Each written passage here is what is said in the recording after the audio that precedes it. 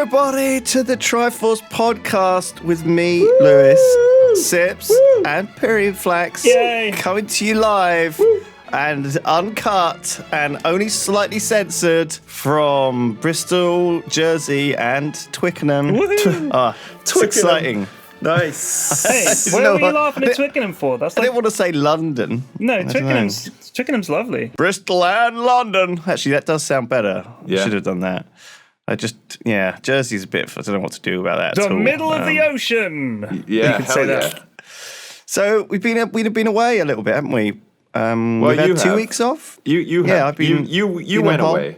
Me and Flax, we didn't do shit for 2 We weeks. didn't do shit. Did it go quick? Yeah. It dragged awfully. Every morning I woke up and there was a feeling of deep loss, Yeah. knowing that you were not present. Even in the country, let alone in my life on a day-to-day basis. And Yeah. The nation it was, was reeling. tough. I stopped eating breakfast. Yeah, the nation was reeling. Theresa May brought it up at PMQs. Corbyn shouted it down, of course. But yeah, it was a brutal 2 weeks, and I'm only now recovering. Yeah. Yeah. Yeah. Wow. What an event. I went to Japan. It was pretty amazing. Yeah. It's pretty interesting. I mean, you've been there already. Top three memories from Japan. I want to hear how you got on, though. Did you see give us the the top plastic three. food, and did you go to the arcade, and did you do karaoke and stuff? Oh my god, yeah, I did all of that. Plastic food, wow. I mean, It's weird, isn't top it? 3 memories. I ate a thing called honey toast, which I don't think is even Japanese. I think I ate it at like this Balinese place. Is that and it's honey on basically toast?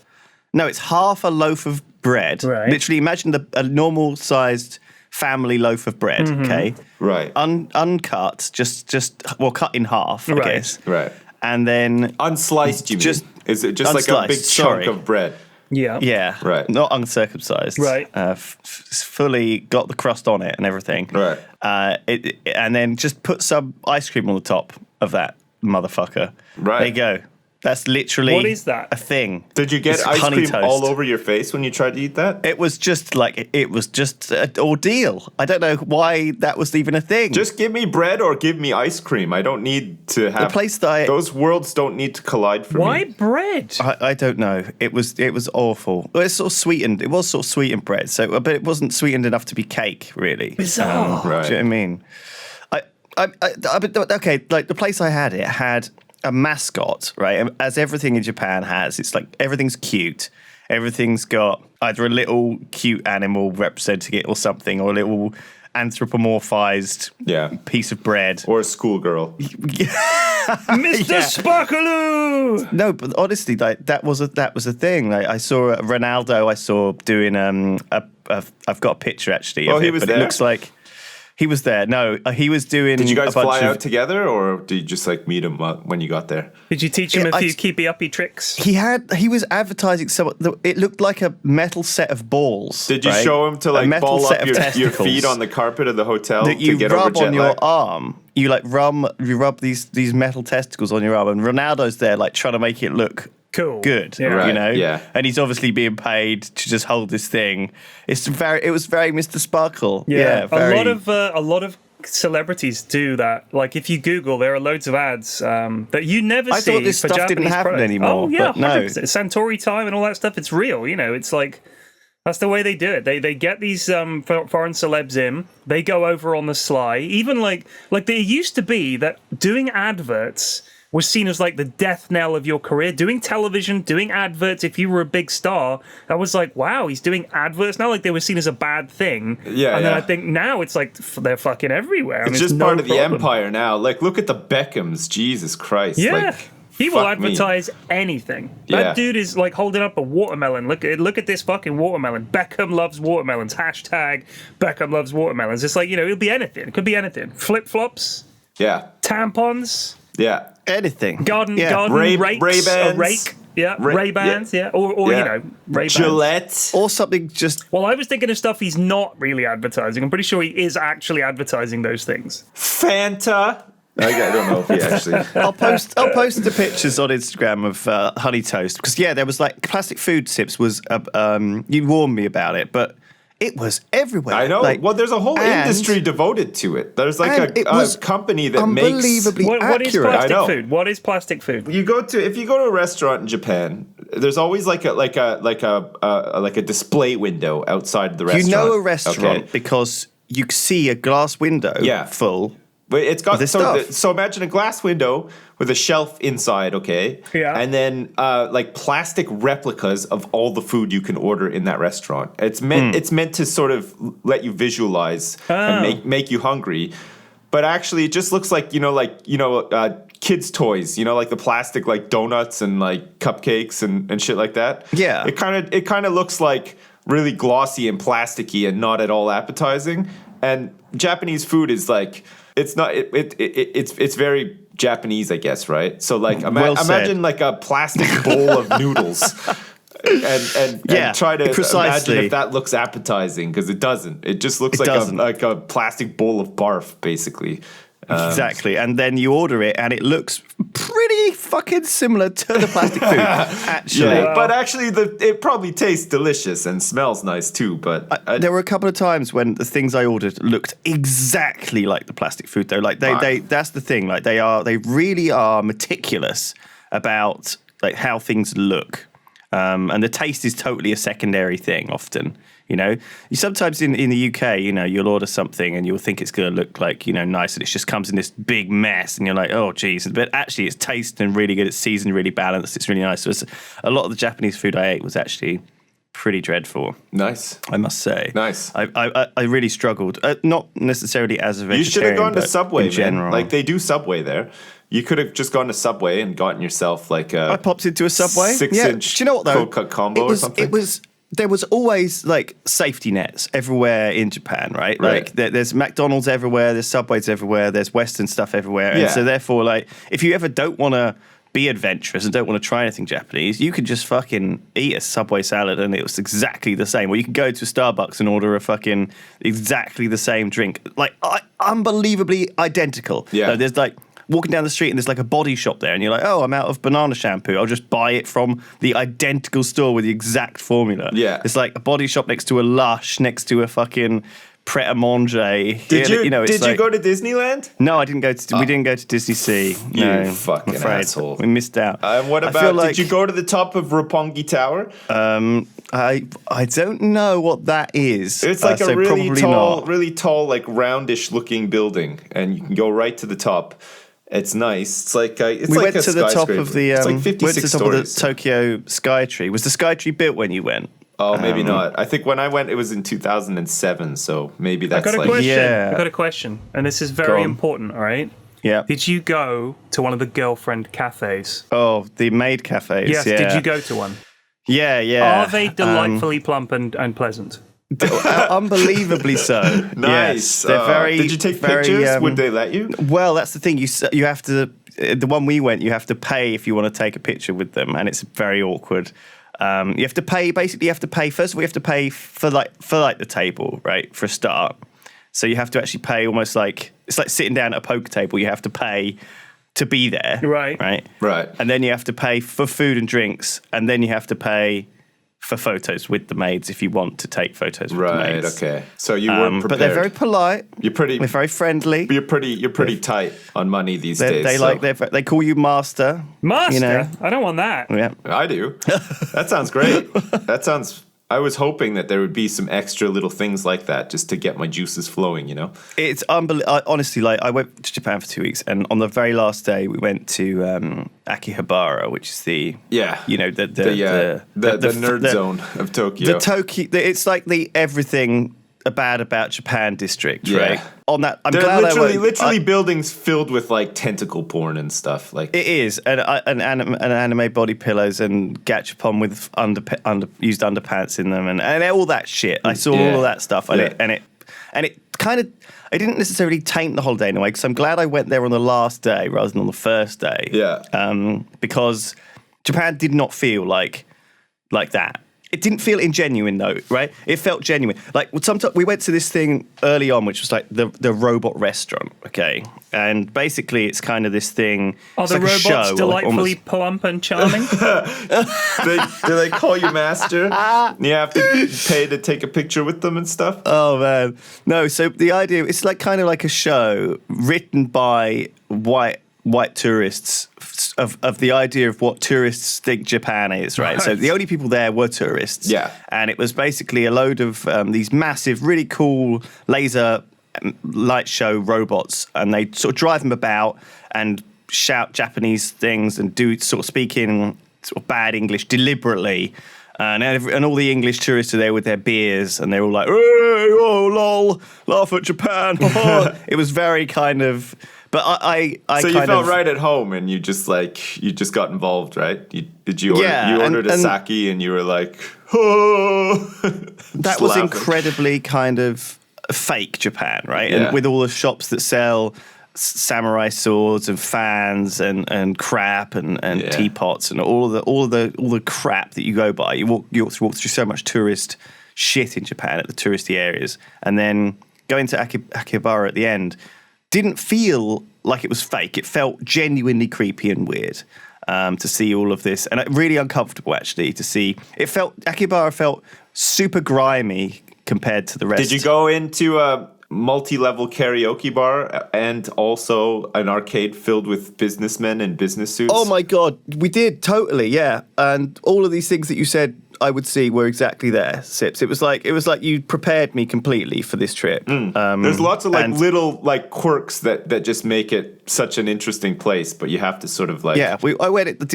I did everything, and some of it I have really odd sort of things to say about it in a way. Like you know, the arcades, for example. Like we went into this arcade, and the first 3 stories of the arcade, this Sega building, right? Yeah. Sega make all of their money from pachinko and arcades and things like this, right, in Japan. Did you go into any pachinki parlors? Yeah, They're yeah. fucking But oh my nuts, God, aren't they? They're so loud. They're just like an assault on every sense. That my God, have. it is every sense. I know, okay? it's crazy. It is your ears, your eyes, and also the smell. Like because these things used to be full of people smoking, right, back in the day, and now they absolutely stink of smoke and just filth and years of sweat and gross people spilling beer and people just grinding away on these ball machines. Yeah. Are you talking about my office or a pachinki parlor? Because I come into my little office quite often and I think, damn, P-Flax, you got to open a fucking window or something. I keep the window open all the time, but now it's getting colder. I have noticed it was like walking into a bus station where all of the buses were parked in there, just revving their engines, you know, filling the fucking place up. That's what it was like walking into these places. And actually, there's no smoking in them anymore. But because I think they had so many years of smoking in them, they are just unbelievably hard to scrub. I also think a lot of the people probably playing are smoking outside and then coming in, and that smell travels, man. I mean, I just imagine like the entire cast from that scene in Deer Hunter, you know, when they're playing Russian roulette.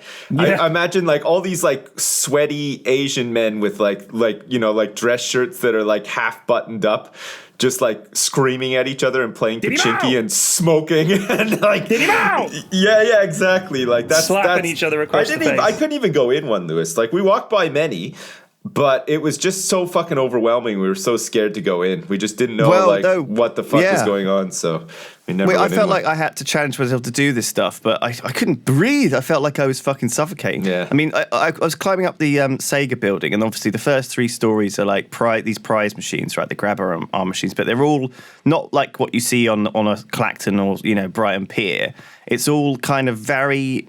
They're basically very exclusive grabber machines, right? So the grabber machine is for this like limited edition figurine of an anime that you can only get in this grabber machine, okay? And so you have to kind of try and complete the grabber machine, but the grabber machine, it only has one box in it, right? One box on this kind of these 2 metal bars. And what you have to do is you have to lift up the box and drop the box. That's all the grabber machine does. And sometimes the box drops at an odd angle, which drops it through the slot. Yeah. And most of the time, the box just falls again back where it was. And so you see these people just picking up the box, dropping the box, picking up the box over and over again until they've repositioned it so it falls and drops down. And, it must cost like hundreds of pounds, but it's entirely luck-based, Well, you know how this stuff works, though? Like in like pachinki, like those grabber machines. So in Japan, gambling is illegal. But gambling as an industry is a multi-billion-dollar industry in Japan. Oh, absolutely. In a country where it's illegal, because the way that they do it is that all the prizes are toys, and what you do is you win a prize, you win a toy, or you pick a toy with whatever, how many pachinki balls you have or whatever, and then literally around the corner in an alley next to the pachinki parlor is like a booth where you sell the toy to a guy. Exactly. For cash, and that's how it works. That's the loophole. That's how they get around it. And if you don't want to go into the prize parlor and gamble on getting that limited edition figurine, they are for sale at the building next door. Of course, yeah, of course. It's a fucking crazy place, eh? Like I liked Shibuya. I like the big crossing and stuff. I think we stood at that train station for hours and just watched like floods of people like crossing over every time like the lights went green and stuff. It was really cool. But we didn't really leave cool. Tokyo though. We were in Tokyo for about, I think, 10 days, and there was more than enough to do in the time that we were there. Holy but shit. I think next time we go, you're not wrong. I think next time we go, we'll try to venture out to like try to see like Mount Fuji and go to maybe like Kyoto or like Osaka or something like that. Like there's some really other interesting places that are a little bit more sort of off the tourist trail, I think. I think tourists definitely just flock to Tokyo, and it's a little bit easier because even though it's very like westernized and geared up for like tourism and stuff, I found when I went that nobody spoke any English. Like there's definitely this massive language barrier, and it was sometimes hard to do stuff, but overall it was I found that really enjoyable. In Germany, very few people speak English as well. Well, it's weird though. We expect everybody to speak English, but I mean, I guess it's like a common enough like sort of business and technology language or whatever. But like, it's such a strange expectation, like to go to a completely foreign country with arrogant. Millions of people in it and just be like, how come nobody speaks my language here? Like, it's kind of dumb, but. So yeah, the Skytree, I went up that was like it's massive. It's the tallest tower in the world and the second tallest structure in the world, after the one in Dubai, the Burj Khalifa. And you literally, it's like looking out of an airplane window when you're up the top of it. Nice. It wouldn't have been finished when you went. How did you travel, Lewis? Did you travel in premium economy or better? Yeah. Went premium economy. Well, Nice. it was way too. It was like $4,000 a ticket to go on business, and I was like, I'm not paying that. Man. So no, I spent the money mostly instead on like slightly nicer hotels because I knew that the hotels would be very, very small. Mm-hmm. So I spent like 200 to 150 to 200 quid a night on hotels, which isn't too bad. Did you have a mecha toilet as well? Like, did you have the control panel with the mist settings holy and fucking the disco shit. lights? Well, this and is the stuff? second thing, right? If the first thing that's memorable about Japan is the honey toast, the second thing that's memorable is the toilets, right? I was in this shopping mall, and I went into the toilet. And did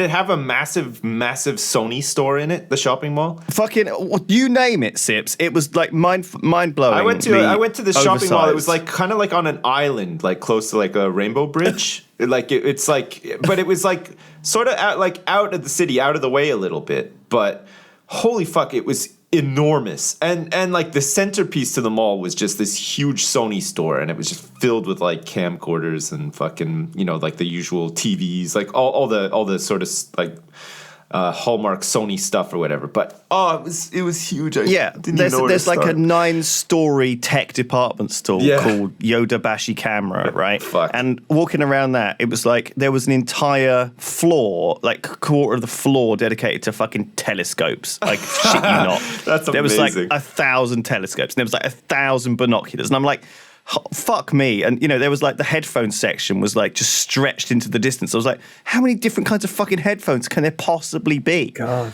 No, it was Was it like an episode of Simpsons where you turned up to the headphones section and then you saw like Beats by Dre, and then you were looking at a pair and Dr. Dre was standing right next to you, like looking at a pair as well?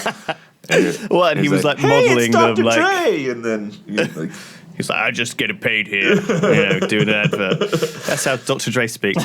No, so fucking toilets, right? Before we get too distracted, the people talk about this in Japan a lot, and there is an absolute gulf of gap between toilets. Like sometimes you'll be at like one of the nicest touristy areas in the city, and you walk into the toilets and it's just a fucking hole in the ground. Do you know what I mean? With literally an Asian man with a hose pipe standing there outside the door, and you like sort of squint at him, and he sort of nods, and you sort of go in there, and then after you finish, he goes in there with that hose pipe and like hoses you down. No, that's almost like what it feels like, right? Yeah. It's really fucking old school as fuck. And then you go into like a random fucking place, and they've got the most high-tech toilet you've ever fucking seen in your life, right? And it fucking this one toilet, okay, I went in, and the toilet first. So I stepped into the stall, and the toilet seat lifted up as I went in, and it was painted to look like an orca or like a whale, and as it opened, like it made like a squeaking noise that was like just the toilet seat was lifting up because it was a little bit old, right? But it sounded like an orca making a noise, almost like saying "piss in my mouth," right? And I was pleasure, like, little fella. don't actually need a piss, no. So I guess I'm going to shit in your mouth. Oh. So I felt incredibly like uncomfortable taking a shit in the mouth of this like fucking orca whale, basically. And then afterwards, it's got this massive control panel, right? And one of them is, it's basically bidet functions. First of all, the toilet seat was warm as well. The toilet seat was actually warm. Yeah, so yeah. I thought that someone had been in there previously and been sat there. Yeah. So I'm sat there, really uncomfortable, taking a shit in a mouth of an animal, basically, which I'm feeling. And then the seat is warm. You can feel his warm lips around the contour of your ass. Nice. Which is really unnerving. Nice. And then after I'm done, I have to press the fucking the bidet button, right, where it goes and it sprays out bidet up your ass but it was warm water as well. Oh. It was warm. Well, fucking it would have to Expect be. it to be freezing cold ice water up your It was like jacksie? an orca was it would just spitting pucker up hot, your rim like there's no tomorrow if it was cold. lukewarm water up my ass. It was unbelievably the oddest, most uncomfortable experience I've ever had in my life. It was very disrespectful. That wasn't water. That was orca piss. Yeah. It's a quid pro quo. You shit in his warm, mouth, he pisses on your orca ass. piss, yeah. Well, I mean, I did enjoy that experience, but it profoundly affected me, and it was weird. And I think that's a lot of the things. Like I think Japan. Like I kept coming back to these 4 words. Right, it's all right, bit weird. Right. And that was pretty much Japan in a nutshell for me. Like everything was fine. It was just a bit kind of hard to put your finger on it sometimes, but a bit weird. Yeah. I wonder what they think of England. Like when they come here, I wonder if they think it's all right, bit weird. Like they use the toilet and it doesn't sing to them. No, I think Japan's they one of go those into a bar unique countries where you're guaranteed to have some warm water sprayed up your ass at some point, regardless of how long you're there. But do they understand that they're a bit kooky and strange, or do they think the rest of us are crazy? Is it like if you go to a crazy person's house and they've got sausages hanging from the ceilings on strings to keep away the vampires or something, and you don't? Do they walk in and go, "Fuck, this guy's nuts"? Like, do they see us as being just boring? Or do they think our lack of girlfriend experiences in bars and special toilets and all the rest of it, all that shit, plastic food, piss. Are they like, man, people in England are crazy. You have to order your food off a menu. You don't know what it looks like. There's no mock-up of it in the window for you to see. Or is it, I don't know. I'd love to talk to someone from Japan who hadn't spent much time over here, came over here and was like, wow, these are all the weird fucking things that you guys anywhere do. I've ever been where there's been Japanese tourists, though, they seem really fucking happy to be there. So I'm gonna venture that they're pretty excited about other cultures and stuff. And well, they spent all that time, I guess. They probably don't look down on them. I think they're just interested, and they probably like being home. But they probably, I mean, maybe I'm generalizing a little bit. No, they're good tourists. They're very, they are. They're very well mannered. They're not like. They don't go places and just get pissed and scream and cause trouble and stuff like that, like English people do. Like they're just really they just seem really like nice and laid And I back. guarantee you, they don't excitable. go to England and they're like, they don't speak Japanese. Pfft, bizarre. You know, we go to Japan, they're like, none of them speak English. It's Yeah. like, of course. You're in another country. I think that that last day of being exposed to scary, young, nerdy, weird, creepy sort of Japan was a bit upsetting in a sense because Right. I'd had sort of 14 days of being really enjoying Japan, right? And kind of had like, I mean, I think like food wise, I mean, the other thing I want to say really about food wise is like the food was generally pretty fucking bad, right? Like especially they mostly eat, the number one food is this tonkatsu, which is the sort of deep fried pork and stuff. And look, I'm sure like maybe I just went to wrong places. I only had sushi twice in the entire time I was there. Once was at the fish market, right, in the morning. Yeah. I had it for breakfast, which was super weird, and it was really amazing. You know, it changed my life. Blah blah blah. All this shit. I've had pretty good sushi before, but sushi's nice. It's fine. But we had sometimes we went for like these more traditional Japanese meals, which I don't know what the analog of that is in Britain, right? Like for example, like we went to a Japanese tea ceremony, okay, and in a way, It'd be like it'd be like haggis and stuff like that, you know, like it feels like a little bit like an English tea ceremony. Like, you know, you go to a country house and there's a tea shop and you go there and you sit overlooking the gardens and maybe the little lake and the little thingy, Yeah. and you have your lovely pot of tea and you the have your queen is china, there, and like and you have Charles your has his scone fucking knee socks on and his with shorts cream and on. shit. Yeah, exactly. And there's like some schoolboys there and saying, "Mummy, could you pass the sugar, please?" Yes. Tarquin, you've had enough sugar for today.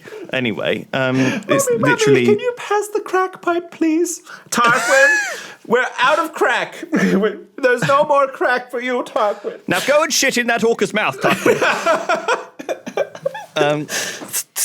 So no, it felt like there were these parallels, and in a way, like I guess I think as Brits we're quite polite, at least, or at least we feel like we are, compared to we always say, oh, the Americans, they're always loud and brash, and the Germans are always in your face, pushing in, putting their beach towels on the do you know what I mean? Yeah. We sort of have. I feel like in a way England.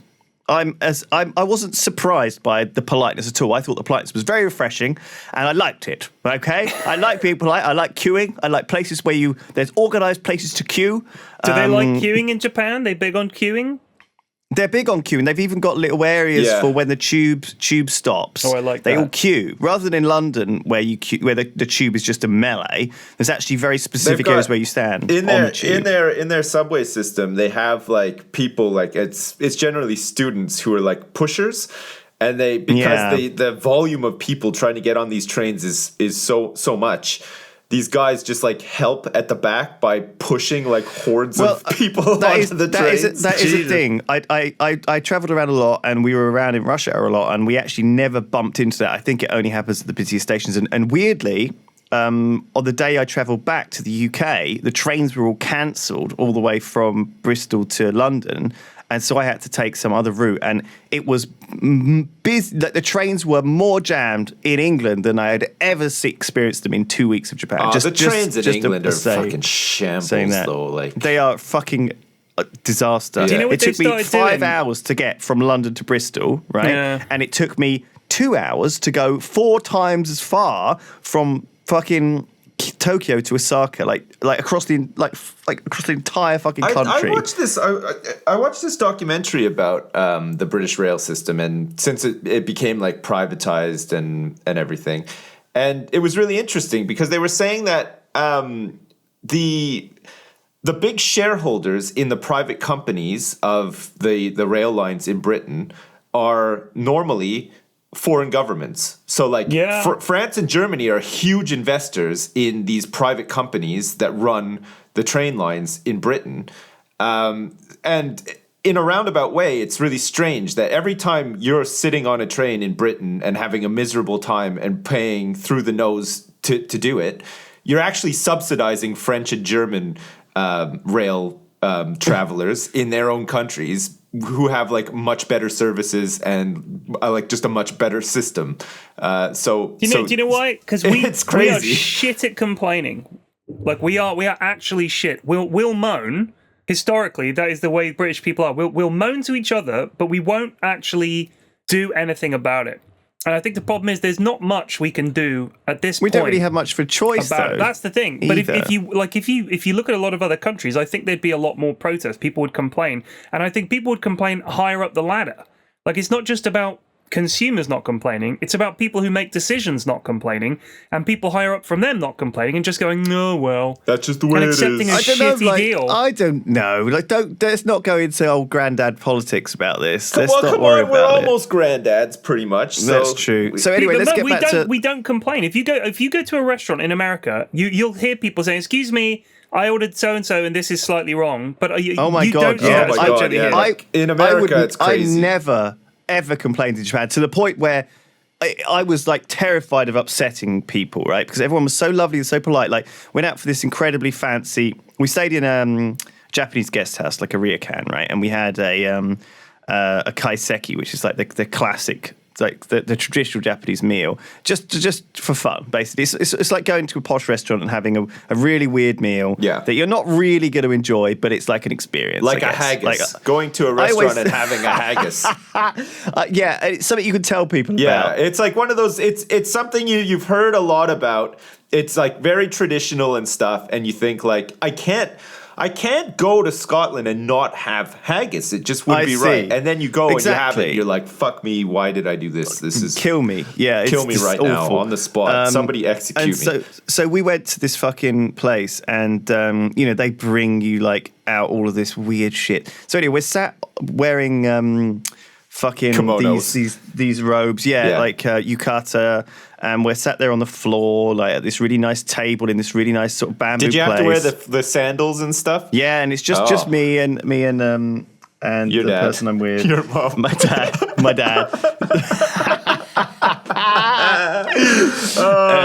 It's just me and my friend, and we're there, and so we're like eating this stuff. Okay, it was Ronaldo, wasn't it? It's so disgusting. Okay, but so we're on our own, but because the walls are so thin, you can kind of hear them outside, and you don't want to. So we're sort of whispering like, "Oh my God, what's this?"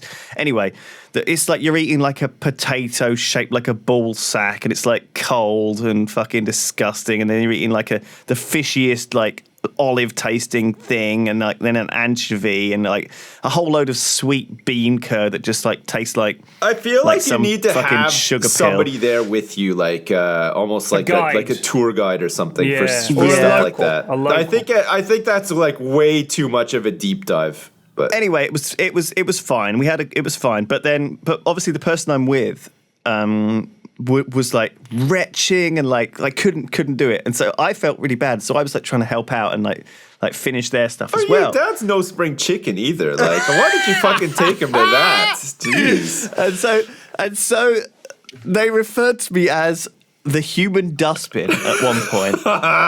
They were like, "You're my human dustbin." Oh my God. I was like, that is the least flattering thing I've ever been called in my life. But they didn't mean it like that. They meant it like thank you, you're saving me. You're my human dustbin. Like, because there was nowhere to spit this food out, right? There was nowhere to like hide this food or like, and because if they'd come in and seem like, "Oh, didn't you like it?" And we'd have to be like, "Oh, no, it wasn't very nice," or like, do you know what I mean? We had to like, so I was just, and it was like course after course of this, and by the end of it, I'm like, I can't fucking take this anymore. Oh, and so we had all of this fucking crazy over-flavored shit, and then the last thing they fucking bring you is like a massive bowl of cold noodles, and it's like, what the fuck am I supposed to do now? It's like, They bring you this like fucking random fish slime with fucking prawns and lotus fucking sandwiches and half a loaf of bread with honey on it and all this fucking shit, and you finish off and it's fucking cold bowl of noodles and you're like, what the fuck?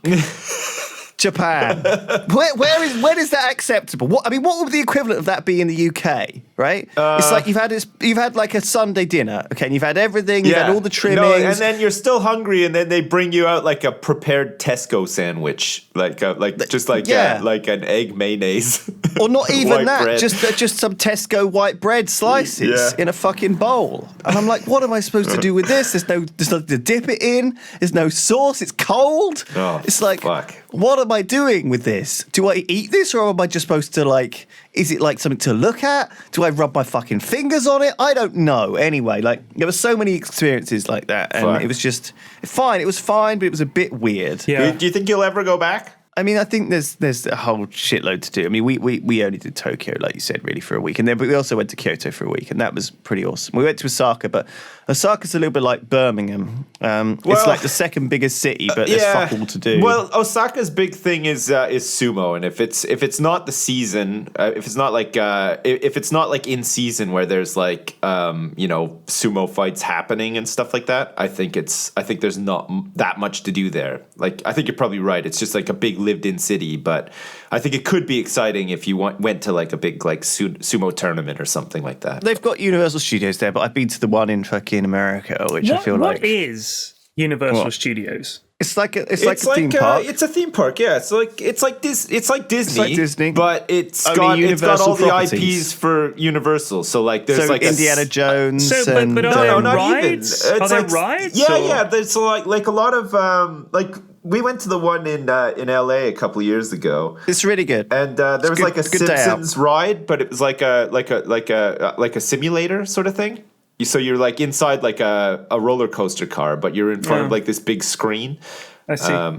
And it moved around and stuff. It's okay. It's like just a big theme park. There's like what is the Epcot Center? What is that? That's a Disney thing. So that's at Disney World in Orlando. And what is Epcot? It was Walt Disney's sort of like wanted to make like the world of tomorrow sort of thing, like it's like a cultural celebration. So like around the Epcot Center, there's like 8 or 9 different sort of like mini sets of like different cultures. So there's like a mini Italy and like a mini Japan and like a mini Canada and stuff like that. Yeah, and then there'll be like these little restaurants that serve the food and stuff. And then inside the actual Epcot Center, there's like a ride. But like, so Walt Disney World in Florida has like loads of different theme parks there, basically. Yeah, and it's not just one theme park. Epcot Center is one of the parks. It's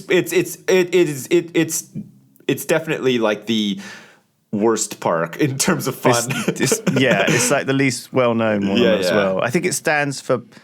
Hang on, I can look it up. It stands for something, doesn't it? Epcot, it's like community Experimental of tomorrow. Prototype Community of Tomorrow. Yeah, that's right. Yeah, something like that. That's what it stands for. They had for a time, I don't know if it's still there, but in the actual Epcot like dome thing, it's like a big ball, right? They had like a NASA ride, like a zero gravity I think it was supposed sort to be of like thing. the world of tomorrow. Yeah. All I don't know this if crap. it's still there, but it was apparently pretty cool. But yeah, there's the other parks are much more exciting, like especially if you're with kids and stuff. Like if you take your young kids to the Epcot Center, they're not gonna like. They'll just want to go back to like Imagination Land or whatever. Yeah. So.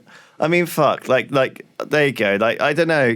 Japan. It was amazing. Like, I had a great time. I think the thing Japan's a weird place, right? Because everything is art, right? Like, the food is really artistically done. The writing, the calligraphy is very artistic, or at least I don't know. It's because I guess I can't read it that it looks pretty to me. It's like pretty patterns. I don't know. Like, but in a strange way, they take a lot of care and design around the calligraphy and stuff. It's a big thing, calligraphy. It was very interesting to hear about Japan. I've wanted to go for a long time, but now you've made me think twice. Thanks. It's worth going. It is worth going. It's worth going. You definitely have to experience it, Flex. I think you'd actually enjoy it. I'm just thinking like the kids might actually enjoy it a lot. Because they love bonkers stuff and like. Well, the like in Japan, like their economy like hinges off of like the spending habits of like children more notably like 13-year-old girls. So like I think your kids would have a great time. Like everything is geared up for like people to spend money on their kids over there. Like there's like oh my god, these massive like stationery shops where you can buy like fucking Hello Kitty notepads and like I said, the characters and the cuteness is definitely something you notice. They love all that shit. I don't know. It's just it seems like sometimes the stuff is thought through and they take care and they get stuff. It's strange. Like, you know, arriving at the airport, we went to like the first thing we did was go to pick up our like rail passes, right, which gave us like access to use any of the rails we wanted. And I think it was worth it in the end. But you go and pick up your rail pass, and you know, there's like they pipe in like bird sounds into the station, and then the station has like a little cute mascot, and it's like playing stuff, and there's like Hello Kitty stuff everywhere. And you go and pick up your passes, and in the pass waiting room there was like all these little pictures of cute dogs and stuff, and like someone's corgi was in there, and it was just the announcer, it was ridiculously the overly woman cute. Who announces everything on the tannoy has a very cute like voice and stuff. Yes, and the Metro and stuff those like those Sanrio characters are fucking everywhere, like the Hello Kitty, but also the little Rilakkuma one, and all the other super unbelievably cute characters are everywhere. Like you're trying to get some flipping sandwich for lunch, and you have to pick between like these cute ones and these cute ones. And it's I don't know. It's like it's very cute. It got overwhelming actually after a while. I was like, I'm absolutely sick of seeing fucking Hello Kitty on everything. Yeah. Christ. You just wanted to come back. You were just so pleased to land in Heathrow and there just be like really loud, weird sirens making noise just for the sake of it, and people at the same time littering and spitting on the floor and stuff, and like so I think generally Japan is the same but different, right? So it's all these things that I've said, but a lot of stuff that's very familiar and comfortable, and I never felt threatened. I never felt like I was in a foreign country and I was lost. I never felt like it was anything different because of the Western influence, right? You walk some streets I walked down were literally all just, it looked like a street in London, you know, a really nicely put together street in London. It was like there was like a Paul Smith, a Burberry, like I said, like all of these flipping. It was just English shops all the way down. And Western shops, and then you go around the corner, and it's all Western shops again, and American shops, and that like there didn't seem to be many Japanese chains, if you like. It felt like most of the chain stores that you saw again and again were these Western stores. Some obviously a lot of clothing stores and stuff were Japanese, and there were a lot of Japanese. My friend said that there's a tendency in Japan for them to put jumbled English words on T-shirts without really knowing what the words mean. So you'd see a T-shirt that says something like Coca-Cola Holocaust, and they just put those words on in the T-shirt. They don't, because they don't have no idea what it says. They just think it looks cool, and because it's English, it's like, hey, English words on a T-shirt. Well, did you see much of that? I bought 2 T-shirts. One said "I speak Trapanese." I don't know what that even means now, and the other one I bought said "Stay lit." Nice. I mean, it's the same as like over here. You know, you see people like people love the sort of like like Japanese like symbols and stuff like that. You know, people get tattoos with them on and stuff, and they probably just say dumb shit like oh yeah, there's a website. Actually, it's a Twitter account I follow called Shit Tats. It's at Shit Tats, and it's just terrible tattoos that people have had. Like, oh my god, some of them are so fucking bad. I recommend it. At Shit Tats. I don't know if they're still going, but it's fucking hilarious. Oh my god, fucking. So the other big thing I did was a lot of walking around. Right, I didn't really get any buses anywhere. I never got a taxi anywhere. I used the subway quite a lot, but I mostly just walked to a station, got on the subway, got out, walked around. So I did a lot of walking, but it was nice. The weather was nice. Comparatively, like I was shorts and t-shirt, but I was the only guy wearing a fucking shorts and t-shirt. Do you know what I mean? Everyone else in all the locals. No one wears t-shirts or shorts at all. Like I think I didn't see any Japanese people ever wearing shorts. Well, they're all too busy wearing like their panda onesies and Pikachu onesies. No, and stuff, they were very homogenous in a sense. Like they dress very modestly, but also similarly. Like generally, like I think they do. It's not kind of good to stand out necessarily from the crowd. No. At least that's the impression I got. Certainly, I wasn't necessarily someone who was weird and stared at because this tourist is so prevalent that where it's just a part and parcel of they've seen it all before kind of thing. It's not like I'm unusual, but certainly I wasn't any. Did you run into any Yogscast fans while you were there? No, not one. You didn't get. You didn't get. Not even once. No, not even. I got a lot of tweets and stuff about people saying, "Oh yeah, I'm here. You know, I'm around the corner from that. Blah blah blah. I work here. Blah, blah. But I didn't ever bump into one. I'm in an alley with a knife. I've got a gun. Well, so no, I think I walked around a lot of. Kyoto was much different. I mean, Tokyo was everything. Like it's London and New York and it's Kyoto. Everything. Kyoto is where the Nintendo headquarters is, isn't it? Yeah, it is actually. Did you go there? But I mean, that doesn't really make any difference. Did you turn up and say, "I've got a meeting with Super Mario"? I mean, it's not.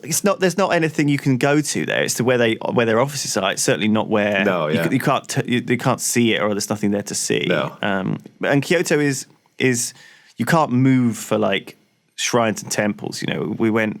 I think I saw about 50 or 60 shrines and temples as I went around. Yeah, I think Kyoto is sort of like the. It's not like the capital, like technically, but I think it's like sort of like the cultural sort of like capital. It definitely is that. I mean, I think that it was one of these places. It was originally not bombed too badly in World War II because they wanted to leave targets for the atom bombs, and Kyoto was at the top of the list for the atom bomb. But the then Secretary of War, I think, had honeymooned in Kyoto and said, This would really not be a good idea to bomb this place because if anything, it'll.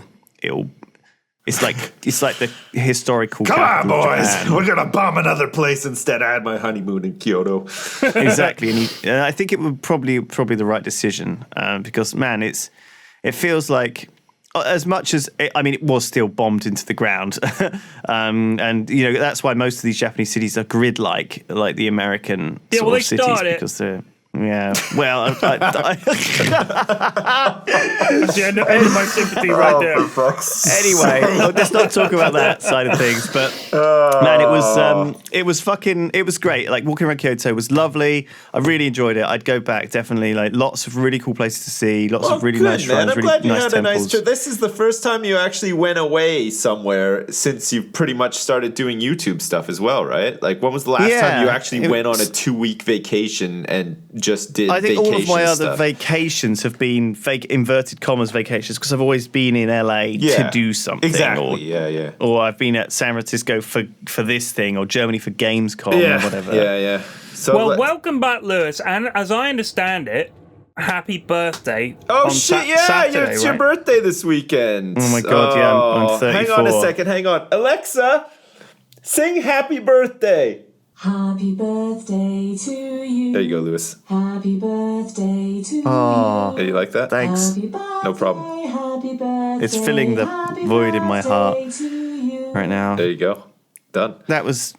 She was actually quite pleasant. Yeah, better singing voice than I've got. Yeah, I know. It's a Yeah. little bit robotic, I guess. But Did you see that? Sips couldn't even be asked to sing happy birthday to you. He gets his fucking robot to do it. well, Yeah. she did it better than I. That's tragic. I'm tone. Does she let I'm you tone deaf. So. shit in her mouth? She sprays white hot orca piss up my ass every day, which I Honestly, really one appreciate. of the toilets I went to sprayed water so strongly up my ass. I think it was good. It was like trying to fucking drill into like my. an enema. It's just like a little It enema. really was a very uncomfortable experience. It was like damaging. drill into my to core. my tender anal skin. Oh, that's really arousing, actually. Listen, Well, I'm sorry to can we? let I you want to. know. I want to just get back to a point we touched on earlier in the podcast, Sure. where we were talking about men smoking in a pachinki parlor, and Flax sort of said about his office how it gets really smoky as well. My garage is constantly in a shroud of vapor these days, and so much so that sometimes my wife opens the door to come in to give me some tea or whatever. And the other day she came in and she was like, "Holy Christ!" I was like, "What's going on?" She's like, "It's like fucking smoggy in here. What are you doing?" And I was like, "Nothing. I'm just like having a little vape once in a while or whatever." She's like, "This cannot be good for you." I was like, "Well, I mean, maybe not." She's like, "Open a fucking window. Are you crazy?" It's like, "Well, maybe I should." remember You said to me like that you were trying to. Your wife wouldn't let you get a vape, right? And you were trying to convince her, and you finally managed to convince her by saying, "I'm only going to use the vape when I'm away." Yeah. And it's the slippery fucking slope, isn't it? I know. And now you're just sitting there in this big fucking cloud, like hotboxing the garage. Die. It's bad for me, I know, but I love it. Man. Well, you know it's what? nicotine. it's incredibly addictive. Yeah, What do you and think? you know what's even worse? The local vape shop. Go on. You can order stuff online. Okay, so the other day I was like, fuck, save myself a trip to town. Fuck it. Why even bother walking to get my fucking vapes anymore? Literally an hour later, it turns up at my house. Oh, it was incredible. What? Yeah, because it's like just local, right? So it was like place the order. The order number, the confirmation came through. It was like order number 000000015. So it was like the 15th order that they've ever taken. Sort That's of thing. awesome. It's basically I know. faster than me ordering food. Yeah, like, yeah. It took me longer to get a fucking taxi the other turned up day. an hour later, and it was just as well too because I was running really low on juice. So fuck, I was pretty happy about that. I want to give a vape shout out to this is obviously not a sponsored stream, and I'm not sponsored by them, but I want to give a rare shout out for good customer service to Vape Club, who I recommend.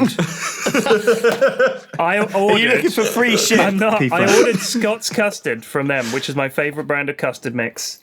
And I ordered 20 boxes of the 3 packs. It's like a lot of vape juice, right? It lasts me for ages. Fuck me, man. How much did you pay for that? Well, because they were lot stopped. of They were money. going out of Like they were going, $1,000 or something? No. So they Fuck. called me up. They called me up and they said, Mr. Forsyth, about your recent vape order. And I was like, oh, maybe they've called to award me some kind of certificate for vaping. I love how it's just the most positive outcome ever No way. predicted. I was like, oh, wow, maybe I've won something. And he says, we're out of the Scott's custard. We can only give you 12 boxes of it. We're going to need to fill the order out with something else. We're not going to charge you extra, whatever the difference is. Of course, if there's a difference, we'll refund it, blah, blah, blah. I chatted to the guy for like 5 minutes about what could possibly replace Scott's custard. And he came up with cream puff banana cream. And I was doubtful. Man, that's a fucking Let me good tell you shout. something. That sounds delicious. Holy It is fuck. really fucking good. And Oh. the guy, Wait, what the brand guy is this? Because the brand that I use don't do banana. So like This is cream puff banana. Cream These puff. fucking guys, you walk past the vape shop and in there are 4 or 5 fat guys like stood around vaping all fucking day and they've tasted everything and they know. Do you want a recommendation for a vape fucking juice? They are going to know.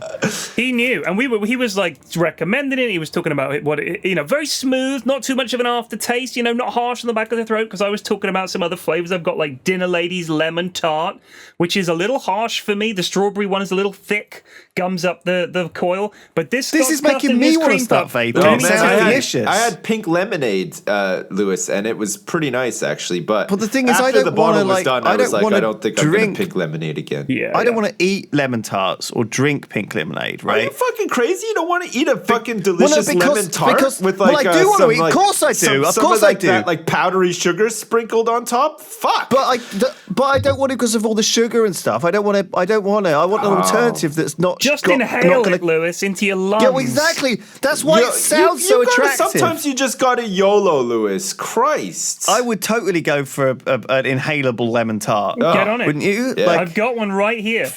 0 calories. Open your mouth, make a little noise, and I'll blow lemon tart Take in a your shit. fucking face. And then you're gonna piss on my ass. Fuck. Oh, hey, I have some other news, guys, that's going to be Okay. of no interest to you whatsoever, but a last-minute invite to BlizzCon, and I'm going in like 2 weeks. Grats. Oh no way. Yeah, me and Shin are Cool. going. Yeah. That'll be fun. It'll be all right. Yeah. We're literally there for BlizzCon. Like I land on Thursday night, BlizzCon's Friday, Saturday, and I leave like Sunday afternoon, so it's like a real quick one. But I think that's Yeah. the best way to do BlizzCon. Honestly, it's like the times I've been before, if you stay on too long afterwards, it gets just exponentially more and more depressing because like everybody's Yeah. leaving, you're all bummed out that BlizzCon's done and everything. So it's like I think it's good to just It's always leave a on good- Sunday. yeah. And like even getting there early, I think is pretty good. But I'm kind of looking forward to just being there for BlizzCon specifically, and then bam, back home. No, you'll have fun. I'm Terps has going got his away on babby, Sunday. so he won't be I'm going there. away on Sunday for Where 5 you Where are you days. going? Sicily. Oh, for fuck's sake, man! How many fucking times do you go to Italy in a year? Seriously? Why? Because Well, he had to cancel the last one, all didn't he? the goddamn time. No, he had to cancel his Valencia trip because of his. Oh, Valencia is that's right. It was like the Valencia is in boys. Spain. all Yeah, right, you not had to Italy. cancel your last one. You're Yeah. fucking holiday mad, P-Flags. It's not me, it's God. Mrs. fucking F. And do you know what she's done? Get this. Our flights are at 6:40 in the fucking morning on Sunday. Oh no. 6:40 in the fucking motherfucking I hate bastard that. I cunting used to. morning. My parents used to book the flights at that time, and getting up at 3 fucking a.m. was just horrific, especially in winter when it was freezing fucking dicking Yeah, cold. it's going to Yeah. be pitch And it's black. like- I've got to wake the kids up before 5 a.m. in the morning. Oh, and she was shit. like, I was like, how the fuck are we going to get there on a Sunday morning? She goes, we'll get an Uber. I said, what? We'll get an Uber in Twickenham at 4:30 on a Sunday morning. Good fucking luck. So she's like, well, we'll have to book a car. I was like, yeah, we will. This is going to suck. I've got to wake the kids up. They're going to be like, drag them out of bed. Man, don't even it's put them to horrible, bed. isn't it? Just do an all-nighter. Just keep them up. You know what? My eldest came up with a good idea. She said, should we go to bed in our clothes? So we're just ready to go. I was like, that's a fucking great idea. Holy We'll just shit! drag them out of bed in their clothes. That's the daughter I raised to think outside the she's box. so fucking smart, man. She came up with that by herself. I was like, that is brilliant. That's a great idea. Yeah, I've been what- showing them Lord of the Rings. I think it's inspired something in them. All right, because I tried. We've watched it in 3 parts. Fellowship of the Ring extended edition, obviously. We're watching that, Jesus. and we've watched it this week in our segments. Right. And did they like And it? They fucking loved it. Oh well, that's good. That's good. They fucking loved. The first time I showed it to them, they were like, because it was they wouldn't sit still. But now it's a whole thing. They say to me, Daddy, it's cinema time. I was like, okay. But after dinner, Turn the lights we've got off. to turn all the lights off in the house, Get apart the from popcorn. one. I insist on leaving one light on because I'm afraid of the dark. So we're sitting in the sofa there. We get the movie rolling. They're cuddling up to me. They're all ready to watch the movie. They fucking loved it. Cried when Boromir died. Cried anytime Frodo cried, which was oh like half man, of the fucking movie. Boromir, that's a tragic tale though. Like, It is. I don't and blame but they them. completely got it. And my eldest, she goes, even though you know it's coming, it still makes He you was just cry. trying to do what was best for his family. Like he didn't. It's just, my people. is yeah, his that's people. it. Fucking, Yeah. you And then gotta at the respect end, that. at the end, when he says to Aragorn, "I would have followed you into the fires of Mount Doom," and then he says, "What does he said? My amigo, my best chum, my pal." I think those are the exact lines that he says, something Yeah. like that. And Wow. we were all tearing up. My youngest, the best bit, when Peregrine knocks the armor down that well, and the orcs are going to come and get him. And they're about to bust through the door, and she was like trembling with fear. I was like, "Chill out, it's cool." She's like really on edge, and then the cave troll busts in, and she was like, "Oh, he's kind of cute." Nice. I was like, "All right, good." She's dealing with it. The Balrog that didn't scare him at all. The first thing they said was, "Maybe he's a good guy." They don't know. I was like, "Look at him. It's like a demon wreathed in smoke and flame. He breathes fire." They're like, "Well, you don't know." They're like, "Give the Balrog a shot." I like that. They wanted to give him a chance. I don't think my kids I are like that. I don't think my kids are quite at Lord of the Rings appreciation levels yet. Yeah, I don't it's a think few they'd years like. yet. But one thing that they've been enjoying immensely recently is the Swedish Chef from the Muppet Show. Like honestly, He's amazing. he's really fucking funny. Holy shit! But like they watch like these YouTube videos. They're like compilation videos of like all the old footage and stuff. And man, they're howling like every it's so time he good. does the fucking bork bork bork and sends like the spoons flying and It's stuff. so Fuck, good. Oh, they he's the love best. it. It is very funny though. Like It's amazing. you forget how funny some of the Muppet Show stuff was. Like I loved it. Oh, it was great. I loved it. It was my childhood was The Muppet Show and Sesame Street. And Yeah, for the hell older yeah. American viewers out there who may remember the show, The Electric Company, which fucking owned. That oh, was I a don't great remember show. that one. I remember I used to watch a show called I think it was called Captain Power. I watched that. That was cool. There's this guy. He was like he kind of looked like a member of XCOM, like with the helmet and like the armor and stuff. But his armor was like all gold, and he had like this fucking. It wasn't a chair. It was just this thing he like stood in, and it like electrocuted him, but it gave him his power. It was really fucking bizarre, but it was like a very 80s thing. It was cool. Captain though. Power and the Soldiers of the Future. That's the one. Wow. Yeah, it was pretty And he nuts. says, "Power up." And Bionic 6 was another one that I used to watch I a lot used to as well. like G-Force and the Battle of the Planets, which Right. was an anime. Looking back now, that they'd obviously edited for a Western TV Yeah, audience, a children's yeah. audience, because it's actually quite brutal. But it was fucking amazing. They drove around in these awesome vehicles, and there was a big chubby green guy who flew like a flying owl or something. And when I was a kid, that I was so excited when that fucking. Did you used to watch like the G.I. Joe? Of the planets. G.I. Joe was the G.I. Joe cartoons and stuff. The were pretty problem cool. was, by the time I got back from school, it was already about 10 minutes into it. It was just badly timed for me at that time. But I did love it. I had loads of fucking G.I. Joe and Teenage Mutant Ninja Turtles, the cartoon as well. That was pretty big. I was too old by the time that came around. I was into the original Kirkland Eastman comics that were much darker and were then twisted by corporate bastards into the pizza-eating goons that you see. I mean, those are the only ones I knew, so I watched them and I enjoyed it as well. They had the original comics are really fucking good. The Party Wagon really launched pizzas at its foes, so that was good enough for me. Was it Eastman Laird? God, I can't remember. Yeah, Eastman Laird. I've got the fucking name wrong.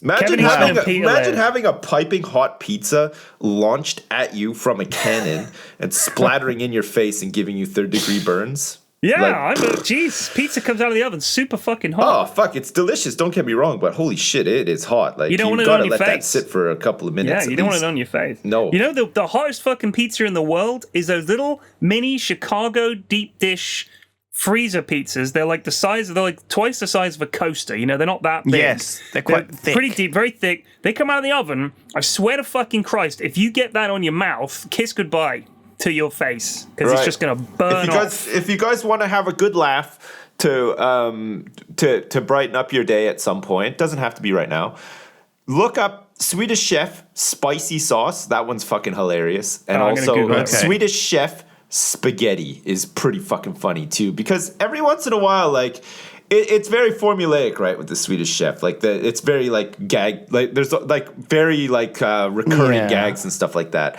But every once in a while, he'll go like highbrow. He'll get like he'll get like randomly excited about something and just go off on this weird like tangent of excitement, and it's so fucking funny. It happens in the spaghetti one, and it's really good. I'm gonna watch these after we finish recording. The spicy sauce one is let's go do that now. A good one. Let's round off the podcast. Thank you everyone for listening. That was a hell of a podcast. It was great to hear about Japan from you. Yeah, it really was. Really We're glad that you're back. Never go away again. Yeah, don't leave us again. We did nothing. Me and Sips didn't even record anything. We just we played a bit of Dota. I think we played a little bit of Dota, and that's about it. Yeah. I played XCOM, start to finish, completed it.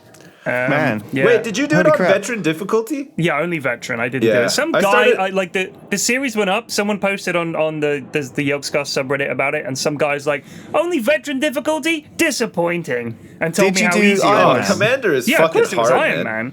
Yeah, I mean, I don't want to struggle. Like, I'm streaming this in the evening and in the morning, just having a laugh. It's mainly about naming the characters after the viewers and them seeing how good they get and whether they die or whatever. And we'd already had to restart once. I'm just not... I don't want to play a game that's really hard. Tough. Yeah. I actually would like to complete the expansion. That's why I can't play on Commander. It's great. Like, it's great. Like maybe in my spare time or something, like I'll have a go at Commander and try to do it. But for the sake of actually like producing content and enjoying a game and stuff, fuck me. Like, you don't want to have to. I think you're probably going to get Jesus. I mean, I did. Yeah. The Long War. I played the Long War on stream. We got to restart like number 19 before I gave up. Yeah. It was so fucking hard. I was just grinding and grinding to try and get through this game. It's just impossible. Like, I'd come around the corner and you pull a pod and it's like 10 aliens, and then they call in reinforcements. I was like, how the fuck are you meant to do this? Yeah, that's like, I don't even care how good you are. You're gonna have to pull out. And but like a mod like that is designed for people who like live and breathe that game. It's not like I'll finish that game like a couple of times in my life, sort of thing. I'll never get to the point where like I can perfectly min max and like flawlessly complete the game. Like it's not about that for me. I don't think. Like I get that we had one thing that helped us out with this run that made it easy. You know the way the factions, maybe you don't, in War of the Chosen, you meet these factions and they can give you little perks that you can sort of select. And for the next month, that perk will be in existence. One of the perks I unlocked, because they're random cards that you basically draw, was that if I discover the aliens on my turn, on their next turn, they only get one action. So they basically mix the whole fucking turn. It was like easy mode with that on, because I just discovered them with the Reaper guy, the invisible guy. We pull them, they get to move, and then we fucking kill them. Like, that was it. It was brutal. Yeah, well, I got one recently which was like increase the turn timer by 2. for like countdown missions sort of thing, Right. like where it's like, yo, you got 6 turns before you have to rescue the guy or whatever.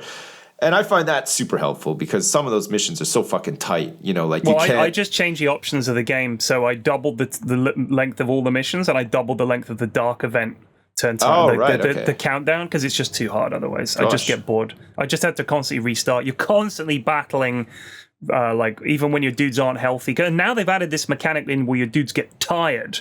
And you That's have to it, rest yeah. them. Yeah. And I'm like, Jesus. And if you chuck them in, their will is all fucked and they get I mean, my guys had all phobias. One of them was like afraid Yeah. of mechs. One of them was afraid of other people panicking. I was It's like, a great Jesus.